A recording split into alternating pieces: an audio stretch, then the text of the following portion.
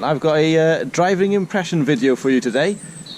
Here behind me I've got a Kramer KL60.8. Kramer, they've been making wheel loaders donkey's years now. They also make telescopics, and they also make conventional side cab telescopics. This machine is a wheel loader, fixed boom with a Z-bar linkage. It's around, I think, about a 10-ton operating weight, 155 horsepower and 146 litres a minute of oil flow. This machine is by far the biggest one that Kramer have ever made, and it sort of puts them up into the big league, really. The next nearest one to this would be, I think it's a 5.9 ton operating weight. So it's quite a jump from 5.9 tons to 10 tons.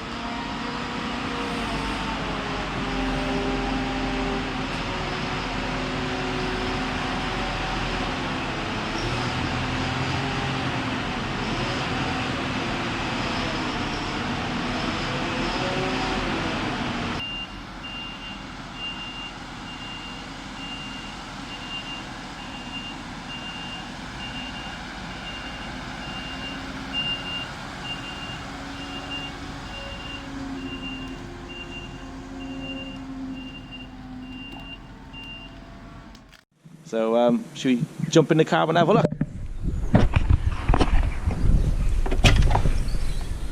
So up 3 steps into the quite lofty cab.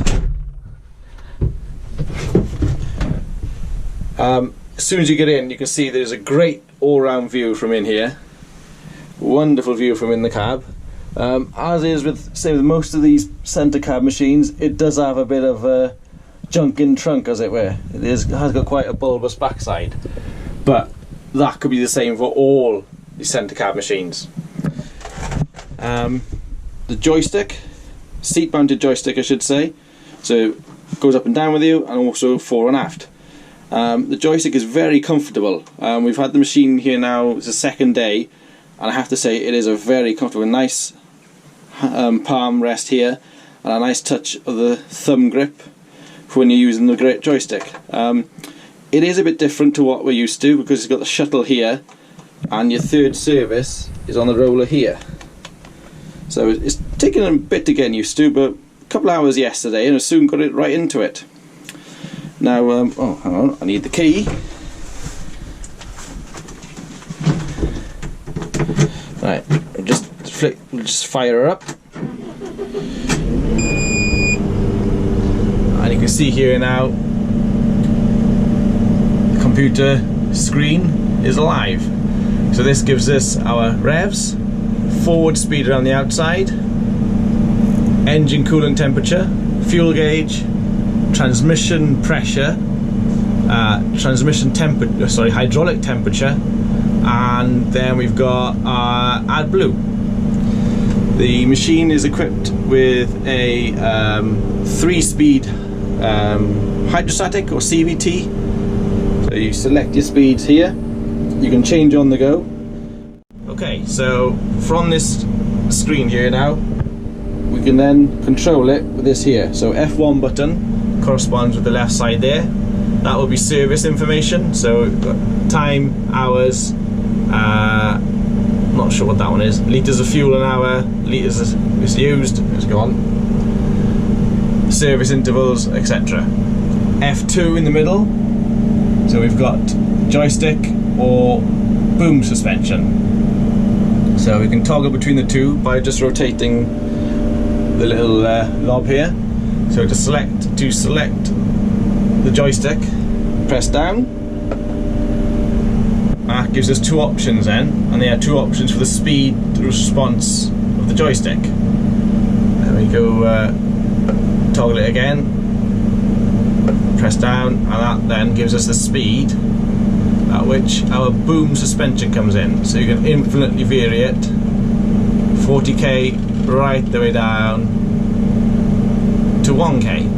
Now that's for when the boom suspension is in auto setting. So you've got boom suspension button here, so you've got on all the time, off, or auto. So you use that setting I just showed you then to adjust the use this to adjust when the suspension kicks in auto. This is third service for constant pumping, and this is your reversing fan. And then being a 4-wheel steer machine, it's 3 steering modes: 4-wheel steer, front wheel steer, that will automatically kick in once you do over 20 kilometers an hour, and crab steer. Now so far we've found this machine to be very, very nimble. Most wheel loaders are Arctic steer. I'd say all are Arctic steer bar this machine, but I have to say it takes a bit of getting used to, because we've had a pivot steer machine since 2004, so 16 years. But now we've got used to this. This is a big old machine. It's so nimble around the yards. It is unbelievably how nimble it is for spinning around and stuff and all. And well, you'll see in the video. Other settings, then you got climate control here, and then you got your lights, your beacon, heated rear windscreen, and this, that, and the other. Radio up there with built-in Bluetooth speaker, and you got a couple of cubby holes down here, electric ports for your chargers, whatever. So I have to say, first impression of this machine, it is really well made. You can tell the pedigree is there. They've been making machines for a long time, and you can tell that it is a really well put together piece of kit. Right, let's see what this machine is like to drive then, shall we?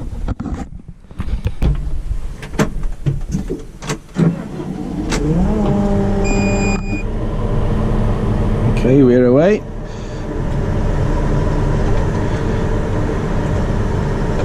Handbrake off, so foot on the brake, hold it in reverse, and away we go.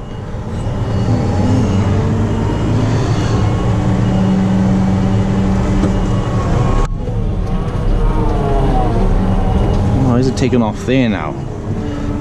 Oh, we're in Rabbit. We don't need Rabbit around the yards. We'll go down to Tortoise, which will take us to about how many kilometers an hour does that go now? I think Tortoise is about 20k, which is plenty fast enough around the yards. Now to drop the pallet forks off, hold that button there, operate the third service. I'll just lift it up now because I'm not sure I moved it the right way. No, there we are. You see those two red tabs that come out there? That's telling us now that we have unlocked.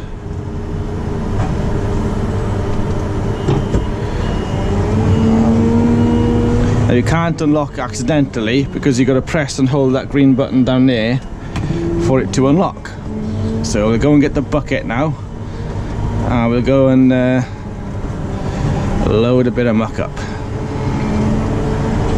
Now the bucket, if you're wondering, is a Cherry Products toe tip bucket, and it is absolutely massive.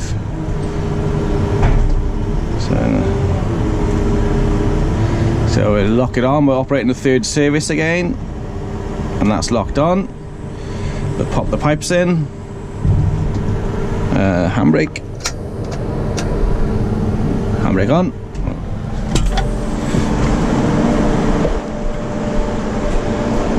Now you will have probably noticed, you may not have noticed, that I've jumped out the machine with the engine running. I don't have to stop the engine to depressurize the system with this Kramer.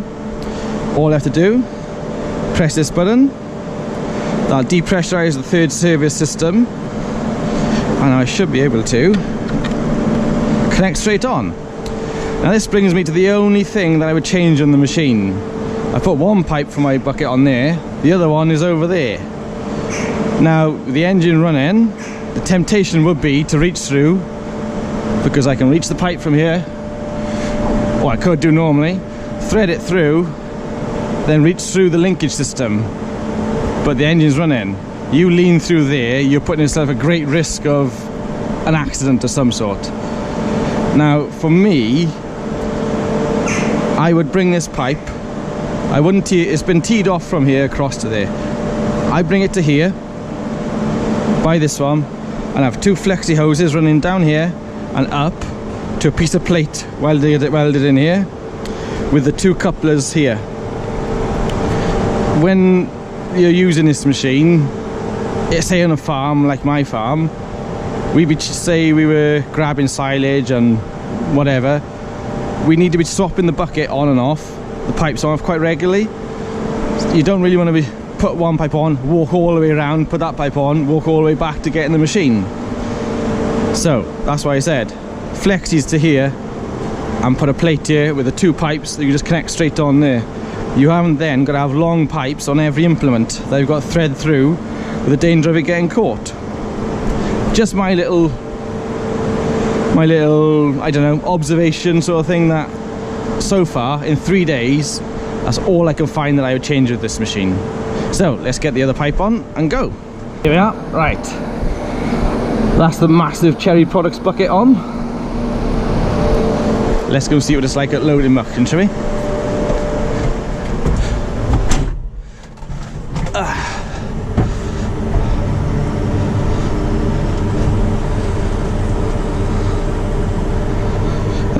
Is the handbrake on? Yeah, handbrake on, so just foot on the brake, hold down, and we can back out. There's good mirrors in this machine, I have to say. Standard European spec these days with the wide angle on the bottom, and these are electrically adjustable mirrors as well. Now you might think, oh, they're a bit expensive, but on this machine they're actually set within the width of the machine, so there shouldn't be any excuses for knocking them, because you'll hit the side of the machine before you'll hit the mirror.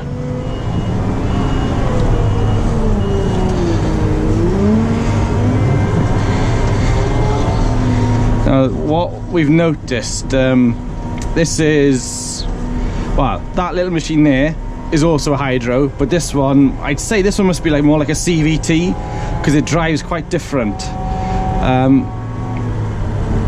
You drive this one, you need just to squeeze the throttle gently. You don't want to stab at it, because it'll give you quite a jerky drive. So you just gently squeeze the throttle and the machine just, well, it just takes off. The speed uptake and power uptake is quite unbelievable, really. It's very, very nice. Right.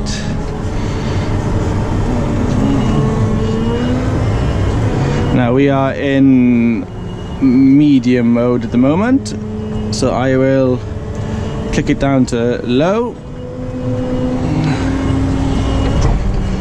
because I don't think we need to be horsing around the silo here at 20k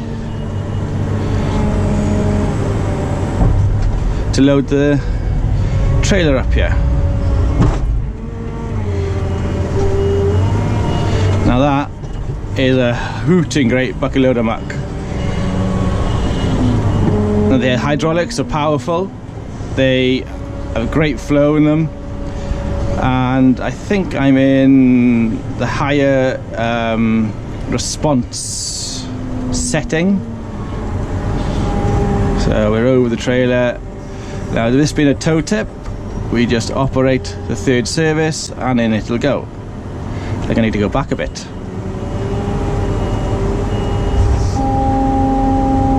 There's good modulation on the,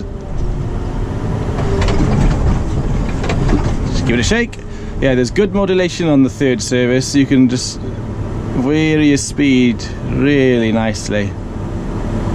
Proportional control, I think is the right word. Now one thing I'm trying to get used to is not needing to use the brake. Just pulling up to the trailer there, and my foot instinctively went to the brake just to slow it down, but you don't need to. You just need to just gently lift your foot off the throttle and you'll come to a slow stop.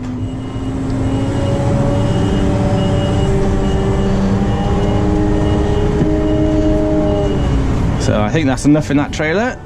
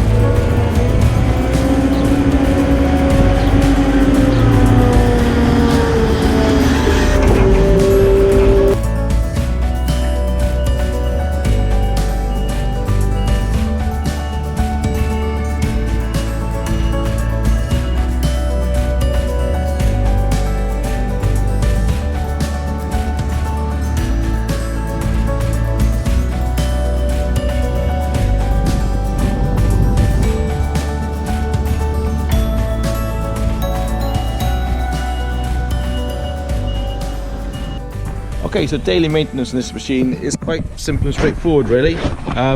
You've got an auto greaser down here that takes care of all the boom pivots, axle pivots. So all you've got to really do is just keep an eye on your pipes so they're all connected and all joints getting greased. Then you got your hydraulic oil tank here, sight glass, nice and easy. Round the back, just pop open this one-piece hood. Then you got your engine dipstick here. Around the other side then, you got your coolant tank. And if your coolant tank needs topping up or your engine oil needs topping up, it is a long way up there, yes, but Kramer have thought of everything. The step here is removable. Simply undo this. The steps lift out. Around we go. And they fix on the side of the machine there. So it gives you easy access. Grab handle here, up to the back of the machine to top up your coolant and to top up your engine oil here. Really good thought has gone into that. Very good idea for, well, a big machine that if you're out in the field you ain't always going to have a ladder handy to get up this sort of places here. That's really clever little bit of work, I think. And then on the side here then you got your AdBlue, the blue cap and your fuel filler. And that's about all you got to do for your daily maintenance.